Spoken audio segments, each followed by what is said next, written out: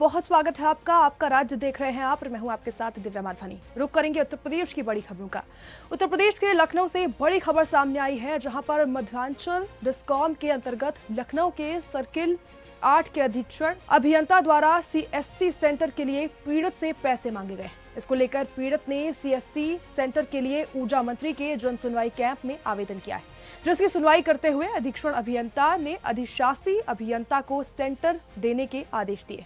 बता दें, यही पीड़ित ने 30,000 लगाकर अल्युमिनियम और साथ ही शीशे से काउंटर तैयार किया है और 15 दिन तक सेंटर चलने के बाद अधीक्षण अभियंता ने उसका सेंटर बंद करा दिया और सेंटर को पुनः चालू करने की शर्त रखी और कहा कि मेरे रिश्तेदार का विद्युत कनेक्शन अपने पैसों से करवाए। पीड़ित ने उनके रिश्तेदार का कनेक्शन करवा दिया और पैसे देने में असमर्थता जताई, तो उसके सेंटर को एमडी मध्यांचल के आदेश का हवाला देते हुए बंद कर दिया गया। वहीं एमडी मध्यांचल का स्पष्ट आदेश है कि और कोई भी एजेंसी अपने कर्मचारी या फिर कार्यकर्ताओं को मानदेय पर नहीं रखेगी। ऊर्जा मंत्री के आदेश और साथ ही तकनीकी और प्रशासनिक आधार पर माना गया है जा सकता है कि वही पूर्व में भी यह अधीक्षण अभियंता काफी विवादित रहे। गौरतलब है कि गोरखपुर में अधिशासी अभियंता रहते हुए इन पर गंभीर आरोप लगे हैं और इनके कई इंक्रीमेंट रुके हुए हैं, जहां पर रायबरेली लालगंज में रहते हुए भी चर्चाओं में रहे हैं। लेकिन अधीक्षण अभियंता अपनी पावर का गलत इस्तेमाल करते हुए अपने सर्किल में सरल नामक एजेंसी को कैश कलेक्शन का सेंटर देख रहे हैं। बता दें कि उसका जो विभागीय सत्यापन भी अभी तक नहीं कराया गया। एजेंसी के कलेक्शन एजेंट मानदेय पर काम करते, जो एमडी मध्यांचल के आदेशों की घोर अवहेलना है। ऊर्जा मंत्री जी के जन सुनवाई कैंप में गए और उनसे ये सब बताया, तो उन्होंने ऑन मीडिया के सामने कहा है कि इन लड़कों की जो भी हेल्प हो वो हेल्प की जाए, उनकी मदद को की जाए। फिर उस बिहार पर हमारा लेटर एक्सचेंज साहब के पास गया, अधिशासी अभियंता, तो उन्होंने सर जो है हमें लेटर रिसीव कराया है, जिसमें हमें अनुमति दी गई है कि राधाग्राम ठाकुरगंज डिवीजन में आप सीएससी अपना चलाइए। परंतु सर हम जो है सीएससी वहाँ चलाएं, 3 तारीख को हमने अपना पूरा सेटअप बनाया।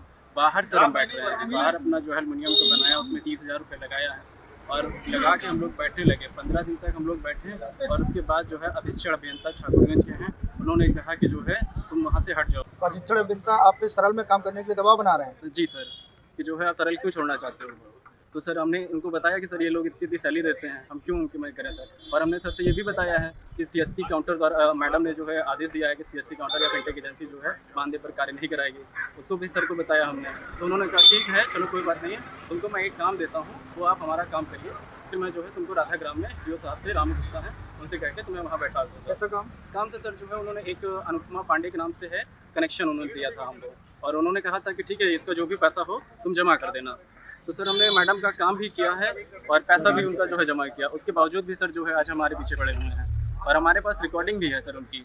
जो इस बात की रिकॉर्डिंग सर ये है कि उनका कॉल आया था कि जो है उन्होंने कहा कि तुम्हारा सीएससी सेंटर में वहाँ से हटा दूंगा, बैठने नहीं दूंगा तुम्हें हम वहाँ पे। हम सर के ऑफिस भी गए, उनके पैर भी छुए, सर अगर हमसे कोई गलती हुई हो तो हमें माफ़ कर दीजिए, हमें चलना दीजिए सर, बहुत पैसा लग गया है, जो भी हमारे पास पूंजी थी उन्हें लगा दिया है। 15 दिन काम करने के बाद अपना काउंटर बनाने के बाद किस तरीके से उसको वहाँ से हटा करके सरल एजेंसी जो फिंटेक एजेंसी के रूप में काम करती है, जिसके सारे कर्मचारी मानदेय पे काम करते हैं, जबकि एमडी और डायरेक्टर का स्पष्ट आदेश है कि कोई भी फिंटेक एजेंसी मानदेय पे काम नहीं करेगी, अपने ई वैलेट पे काम करेगा और स्थानीय स्तर पे कोई भी व्यक्ति इसका संशोधन या अनुमोदन नहीं कर सकता है। लेकिन यहाँ तो बिल्कुल सेंट्रल जोन के अधीक्षण अभियंता की उल्टी गंगा बह रही है। रवि शर्मा, सुदर्शन न्यूज, लखनऊ। यूपी के फर्रुखाबाद जिले को पर्यटन मानचित्र पर लाने की दिशा में बड़ा कदम उठाया गया। पर्यटन मंत्री जयवीर सिंह ने सकिंसा के बौद्ध स्थल सहित मंदिरों के सौहार्दीकरण के लिए 9.27 करोड़ रुपए की सौगात दी। जापान बुद्धिस्ट टेम्पल, साथ ही म्यांमार मठ, श्रीलंका मठ समेत 5 बौद्ध स्थलों का कार्यकल्प जो है वो किया जाएगा। हवाई पट्टी को एयरपोर्ट बनाने की भी प्रक्रिया शुरू कर दी गई है। वहीं क्षेत्रीय पर्यटन अधिकारी दीप्ति वत्स ने बताया है कि पर्यटकों के लिए प्रकाश, पेयजल और साथ ही संकेतक बोर्ड जैसी सुविधाएं बढ़ाई जाएगी। इस योजना से जिले में पर्यटन को नई पहचान मिलेगी और रोजगार की भी उम्मीद जगी है।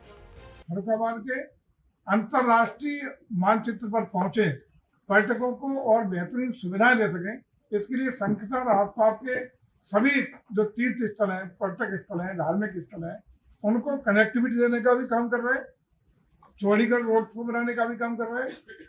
वहाँ बेहतर कनेक्टिविटी के साथ इंफ्रास्ट्रक्चर डेवलपमेंट के लिए भी हम धनराशि दे रहे हैं। संकिसा में जमीन को क्रय करने के लिए भी हम लोगों ने कुछ बेनामे कराए हैं और आगे भी योजना आज उस पर चर्चा भी हुई है। आगे की योजना बना करके उनको भी क्लियर करने का काम कर रहे हैं। तो इंफ्रास्ट्रक्चर डेवलप भी करेंगे और बेहतर कनेक्टिविटी के लिए उसको हम लोग मैनपुरी तक चौड़ीकरण NH1 तक चौड़ीकरण करेंगे, इधर फरीदाबाद तक कनेक्ट करेंगे और एटा तक कनेक्ट करेंगे, ये रोड कनेक्टिविटी देंगे। और साथ ही साथ एयर कनेक्टिविटी देने के लिए हम लोग एयर स्ट्रिप को एयरपोर्ट में तब्दील करने के लिए प्रदेश सरकार प्रतिबद्धता के साथ भारत सरकार से प्रयास कर रही है।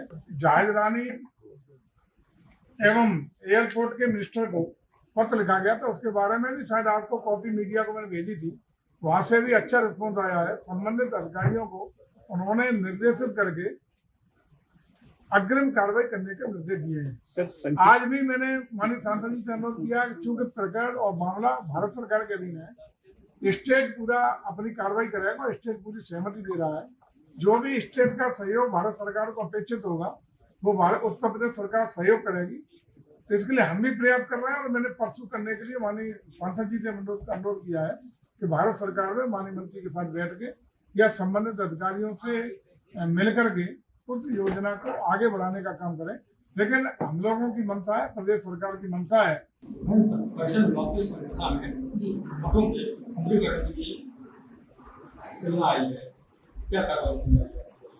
देखिए, इसमें हमारे राज्य योजना के अंतर्गत 917 लाख की परियोजना पकड़ी गई है, जिसमें 5 बहुत बड़े कार्य किया जाना है और संभवतः इसमें हमें जल्दी काम प्रारंभ हो जाएगा। इसका टेंडर और कोई काम किया जाए अभी इस वाली ये जो आप योजना तो यही कार्य है, बाकी और परियोजना आती आएंगी। जी जी। यूपी के वाराणसी से खबर है, जहां पर वाराणसी के राजा तालाब स्थित रानी बाजार में कांवरियों पर कथित जिहादी हमले से तनाव फैल गया है। आरोप है कि मुंह बंद कर आए युवकों ने कांवड़ियों से गाली गलौज की और मारपीट शुरू की। गुस्साए श्रद्धालुओं ने सड़क जाम कर दी। वहीं बजरंग दल अध्यक्ष राजेश पांडे मौके पर पहुंचे, जहां पर उनकी पुलिस से तीखी बहस हुई। प्रशासन ने हालात पर काबू करने के लिए बल तैनात किया, लेकिन श्रद्धालु गिरफ्तारी की मांग पर अड़े रहे। फिलहाल मौके पर पुलिस और प्रशासन की निगरानी सतर्क है। घटना ने कांवड़ यात्री की सुरक्षा पर बड़े सवाल खड़े कर दिए।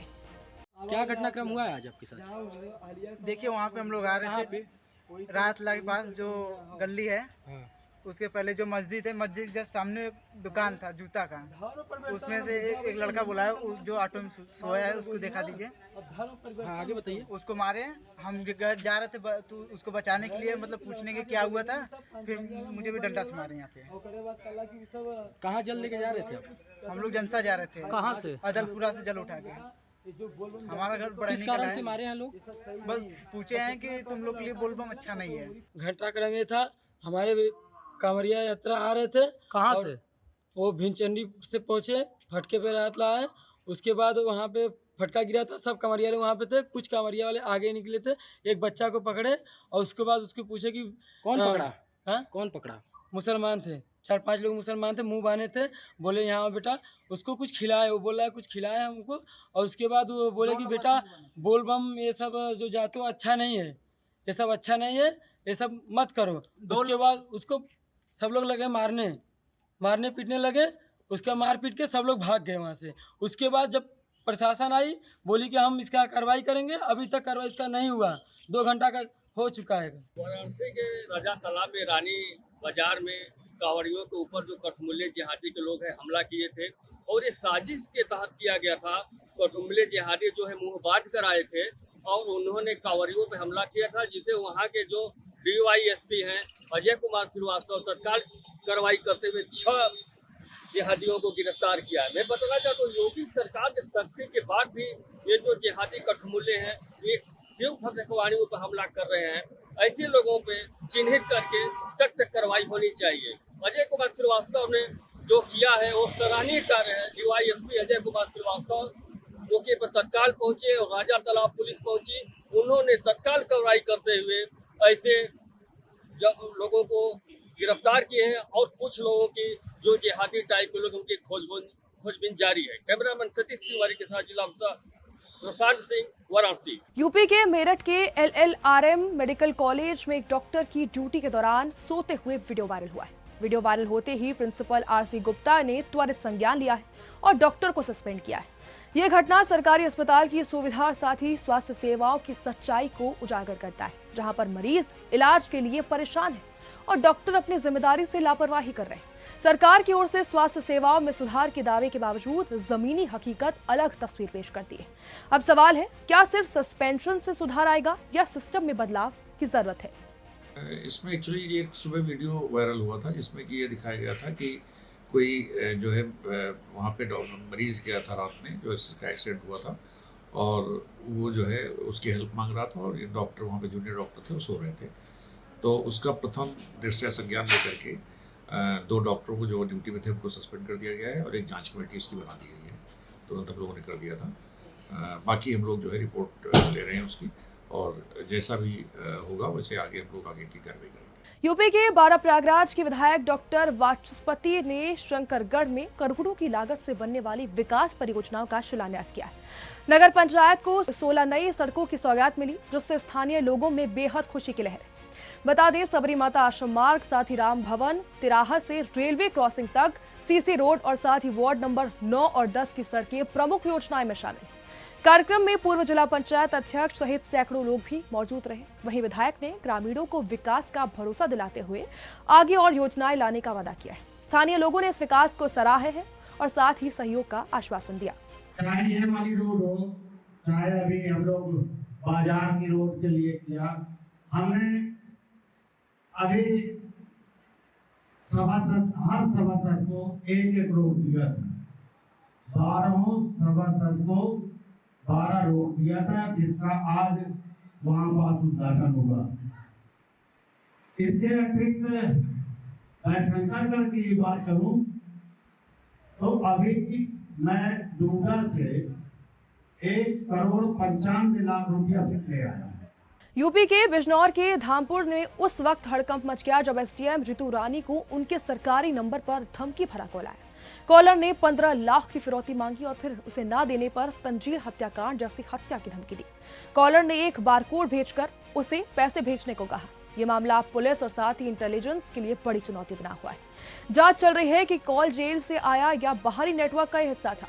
पुलिस ने सुरक्षा की भी कड़ी कर दी है और मामले की गंभीरता को देखते हुए उच्च स्तरीय जांच भी शुरू कर दी गई है।